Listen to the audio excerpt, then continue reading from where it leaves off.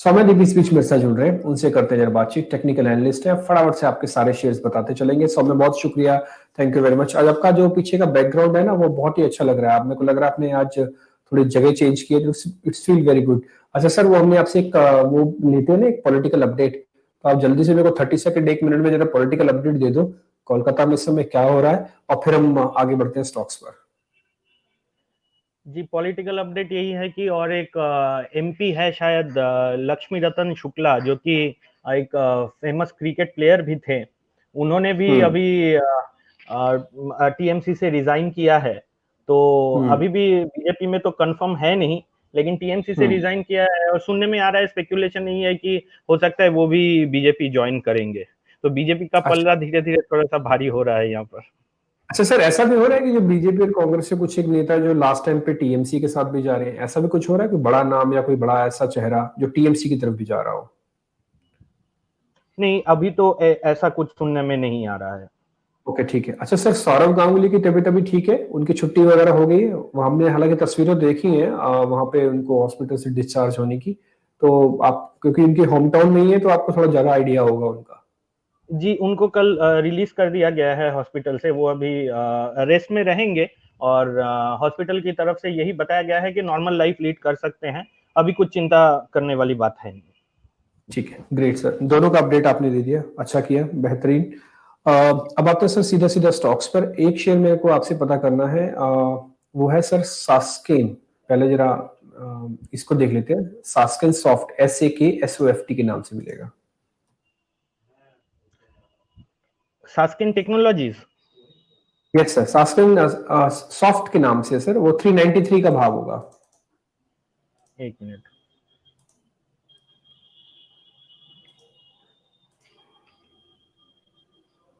आपको स्क्रीन पे दिख जाएगा सर, उसका नाम लिखा हुआ। जी, सास्किन सॉफ्ट तो नहीं मिल रहा है। ठीक है, एक बार इसको वापस देख लेंगे, अगर नहीं मिल रहा तो उसको वापस एक बार इसको। सर ये आपकी स्क्रीन पे मेरे नाम भी आ गया, देखिए अब जरा। साक सॉफ्ट लिखेंगे शायद आपको मिल जाएगा, SAKSOFT। जी, मिल गया डिम्पी जी। सो 393 चल रहा है अभी ये रेट। जी, देखिए ट्रेंड तो इसका ऊपर है आज। 8%, 8.5% से ऊपर है। ट्रेंड भी इसका पॉजिटिव है। एक छोटा सा हर्डल है इसका 399 से 400 का। अगर उसके ऊपर क्लोजिंग मिलता है और उसके ऊपर ब्रेकआउट देखने को मिलता है, तो फिर हो सकता है 450 से 460 के लेवल्स भी आपको देखने को मिले। मिड कैप स्टॉक है लग रहा है, तो मिड कैप्स में तो काफी तेजी अभी देखने को मिल रहा है। अगर किसी का पोजीशन है तो स्टॉप लॉस थोड़ा सा डीप पड़ेगा। 370 के स्टॉप लॉस से होल्ड कर सकते हैं। एक बार ये 400 को क्रॉस करेगा तो 50 से 60 पॉइंट्स का मूवमेंट अपसाइड में देखने को मिल सकता है। सर एक शेयर आप आज रिलायंस ट्रेड करोगे क्या? रिलायंस आप आज ट्रेड करना चाहते हो 20-25 रुपए के लिए? डिम्पी जी, रिलायंस में एक शॉर्ट सिग्नल मेरे सिस्टम में आया है 6 जनवरी को, जिस दिन का एक स्ट्रॉन्ग रेड बार देखिए फॉर्म हुआ है। एक सपोर्ट जोन में है ये। एक्चुअली रिलायंस को अवॉइड करना चाहिए। देखेंगे तो 1900 से लेकर, मुझे लग रहा है कि रिलायंस अभी 1900 से लेकर 2030 से लेकर 2050, वो अपसाइड में 2030 2050 तक कैप रहेगा और डाउन साइड में हो सकता है 1900 तक ये कैप रहे। हाँ, अगर 1900 के नीचे ब्रेकडाउन देखने को मिल सकता है तो रिलायंस में और 100 पॉइंट्स का फॉल एक्सपेक्टेड है, लेकिन अभी ये फिलहाल सेल सिग्नल दिखा रहा है। अभी इंट्राडे में भी सेल सिग्नल है कि सर इंट्राडे में पुल बैक मिल सकता है? अगर मैं 1900 का एक स्टॉप लॉस लगाऊं, या फिर एक छोड़ दो 1900 का भी, मैं एक पुरानी ही अपनी कैंडल का जो आवरली चार्ट पे इसमें मेरे को दिख रही है, मैं उसका एक आपको स्टॉप दे देता हूँ, वो है 1911। क्या मैं 1911 का एक स्टॉप लॉस लगा के इंट्राडे के लिए ले सकता हूँ? 30-40 रुपए मिल जाएगी क्या? देखिए 1900 का सपोर्ट तो है, तो जब तक सपोर्ट टिका हुआ है हो सकता है आपको पुल बैक देखने को मिले। लेकिन मेरे ख्याल से अवॉइड करना चाहिए एक बार, क्योंकि ये कल का हाई को भी अभी क्रॉस नहीं किया। 1900 का सपोर्ट से हो सकता है पुल बैक। बहुत एग्रेसिव है तो फिर एंट्री ले सकते हैं 1900 का स्टॉप लॉस से। और कल का हाई को अगर क्रॉस करेगा तो हो सकता है 1970 तक भी ये जाए, लेकिन मेरे ख्याल से ये उस कैटेगरी में आता नहीं है कि इसको लॉन्ग अटेम्प्ट किया जाए। ठीक है, डन सर। सर एक अब आप निफ्टी बैंक निफ्टी में पोजीशन लोगे, क्योंकि ऑलमोस्ट अब फर्स्ट हाफ कंप्लीट होने को है, 11:30 बज चुकी है, तो अब आप निफ्टी बैंक निफ्टी पे अपने कोई व्यू पॉइंट बता रहे हो, आज देख रहे हो? जीडीपी जी, एक तो दोनों का ट्रेंड पॉजिटिव है। निफ्टी का देखेंगे तो कल पिछले जो दिन है, एक तो 6 ऑफ जैन और दूसरा है 7 ऑफ जनवरी, जो 2 दिन गैप अप से ओपन हुआ था, उसका हाई लगभग था 14,250। आज हम लोगों ने गैप अप ओपन करके 14,250 के ऊपर, अभी तो 2 घंटे का ट्रेड हो गया, लगभग 2 घंटे से ज्यादा का ट्रेड हो गया, उसके ऊपर सस्टेन कर रहे हैं। और मेरा ये मानना है, अगर सेकेंड हाफ तक ये सस्टेन रहेगा तो 250 के ऊपर, तो हो सकता है एक अच्छा शॉर्ट कवरिंग देखने को मिले, क्योंकि इस लेवल पर थोड़ा सा शॉर्ट लग रहा है कि यहाँ पर फंसा हुआ है, जो कि ट्रैप्ड है अभी। तो सेकेंड हाफ में हो सकता है निफ्टी में और जो मोमेंटम है वो अपसाइड में एक्सटेंड करे। 14,200 की कॉल 14 जैन वाली सर 170 रुपए की आ रही है, क्या इस कॉल को लेके रख सकते हैं? एक मिनट डिम्पी जी, ले सकते हैं डिम्पी जी। अगर 14,200 का या तो फिर आज का जो लो है 14,220 स्पॉट पर, जब तक उसके ऊपर है, मोमेंटम पॉजिटिव रहेगा, तो 14,200 इन द मनी कॉल है, उसको लेके लॉन्ग अटेम्प्ट किया जा सकता है यहाँ पर। ठीक है, एक बार इसको भी ध्यान रखा जाए। हालांकि ये बड़ी कॉल है जो मैंने आपकी स्क्रीन पर इस समय लगाई है, अगर आप इसको 14 जैन वाली कॉल को देख रहे हैं तो वो आपको इस समय का भाव मिलेगा 168 रुपए के आसपास का, लेकिन बुलिश ट्रेंड है मार्केट का, ये लग रहा है। ठीक है, अब मैं आता हूँ सर एक और स्टॉक्स पे, जरा बैंक ऑफ बड़ौदा देख लीजिएगा sir. Dimpy ji, Nalco? Sir bank of Baroda, BOB। Bank of ji,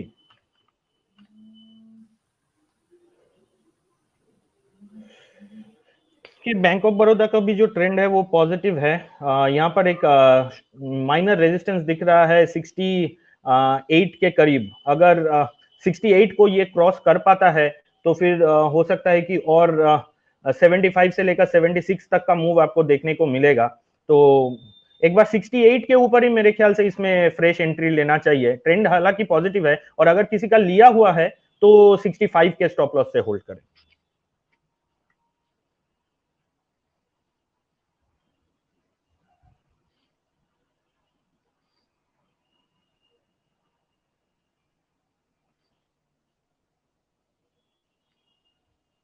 hello sir JK Lakshmi cement एक बार देखना, जेके लक्ष्मी सीमेंट, और इस समय उसकी कीमत है 351, जेके लक्ष्मी सीमेंट।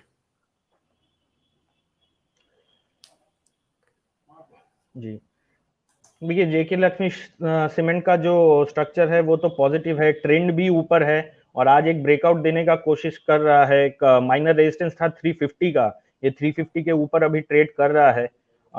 ये मेरे हिसाब से जब तक ये 340 के ऊपर है तब तक ट्रेंड इसका पॉजिटिव रहेगा, और ऊपर में शॉर्ट टर्म के लिए जो टारगेट है वो 368, और अगर उसको क्रॉस करता है तो 375 तक भी जा सकता है। सर एक बार जरा नालको के बारे में और बता दीजिए, नालको में कुछ प्रॉफिट बुक करें अगर मान लो किसी ने पोजीशन नीचे के लेवल पे ली हुई हो। अब मेरे को तो मालूम नहीं किस किस रेट पे क्या क्या पोजीशंस ली होंगी लोगों ने, बट फिर भी ऑन एन एवरेज मान के चलिए कि 7-8% तक का रिटर्न किसी को भी आ रहा हो तो एक बार प्रॉफिट बुक कर ले क्या?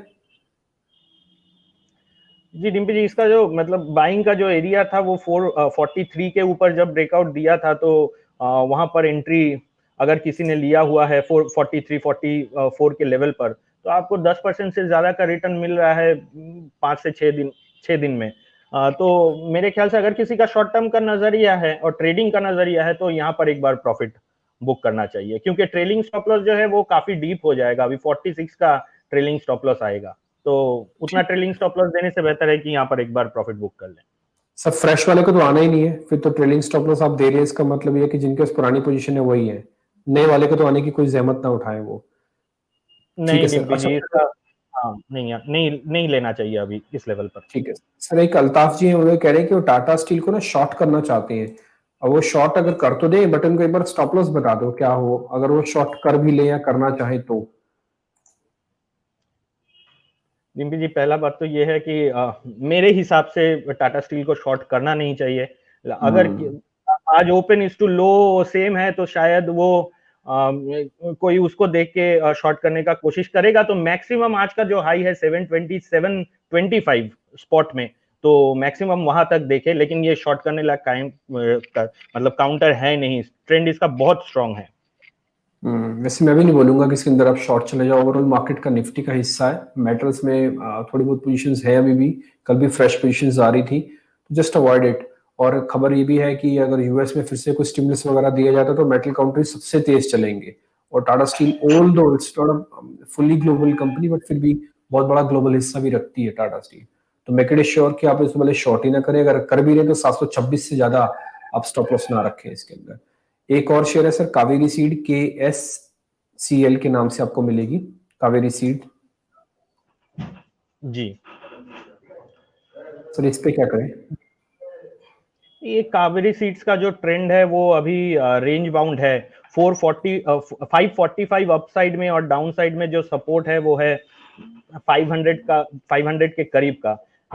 अगर 545 के ऊपर ये ब्रेकआउट देता है तो फिर ये बॉटम आउट का सिग्नल होगा, और उस केस में 605 तक भी ये स्टॉक जा सकता है। फिलहाल के लिए अवॉइड करें, अगर 545 के ऊपर ब्रेकआउट दे तभी इसको लेना चाहिए, अभी के लिए अवॉइड करना चाहिए। ठीक है सर, एक शेयर और है लास्ट में चलते चलते वो पता करता हूँ, वो है कोचिन शिपयार्ड। सर एक बार इसको देख लीजिए जरा, कोचिन शिपयार्ड।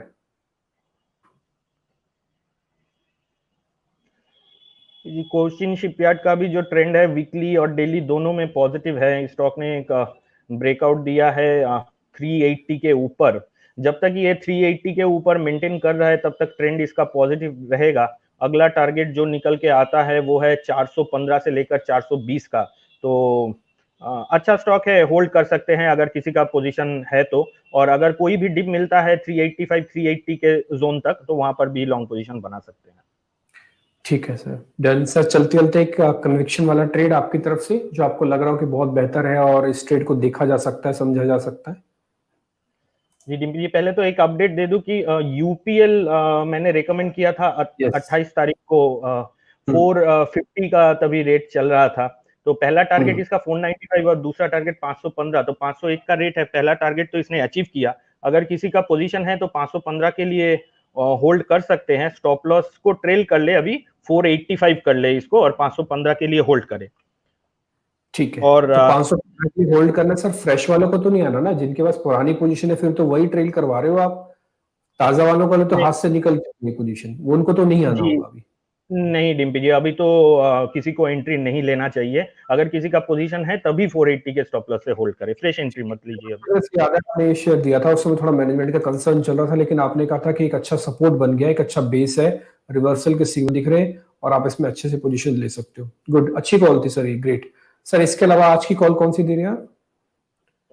डिम्पी जी थोड़ा सा लेट हो गया शायद, हम लोगों ने ये जब ब्रेकआउट आया था तभी रेकमेंड किया था। मारुति हम लोगों ने 7760 के ऊपर जब ब्रेकआउट आया था तब रेकमेंड किया था, अभी तो वहां से 80 पॉइंट बढ़ चुका है, लेकिन मारुति का ट्रेंड जो है वो पॉजिटिव रहेगा जब तक ये 7600 के ऊपर ट्रेड कर रहा है। तो अगर आपको 30 से 40 पॉइंट का डिप मिलता है, 7800 तक भी मारुति मिलता है, तो लॉन्ग पोजीशन बनाए, 8150 का पहला टारगेट रख के चले मारुति में। ठीक है, थोड़ी देर पहले मिस्टर पुजारा हमारे साथ थे, उन्होंने मारुति का ब्रेकआउट के बारे में पता किया था। एक्चुअली हमने उस समय भी यही कहा था कि यहाँ शेयर चल सकता है और 78-60 तक भी आ सकता है। ऑलमोस्ट देखते देखते एक अच्छा स्विंग, एक अच्छा बड़ा मूवमेंट आ गया, और हमारे जो प्रीवियस एनालिस्ट थे उन्होंने भी यही कहा कि एक बार ये होल्ड कर जाए, शायद उनका 78-40 ही था जिसको भी ये पार कर रहा है, एक बार अगर वो लेवल पार कर जाए तो फिर शायद एक बड़ा मूवमेंट आएगा। आप इसको एंडोर्स कर रहे हैं, अच्छा लग रहा है, बढ़िया है, तो मारुति के अंदर एक पुल बैक है। सर एक स्टॉप लॉस दे दो, आप एक स्टॉप लॉस दे दो फिर मेरे को आप।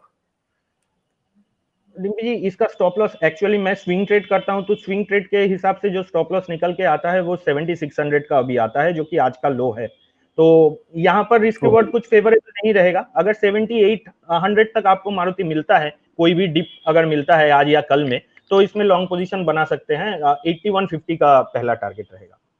ठीक है, ग्रेट सर, बहुत शुक्रिया sir, thank you very much आज समय देने के लिए फिर से, and happy weekend sir, thank you very much, बहुत बहुत शुक्रिया, थैंक यू वेरी मच।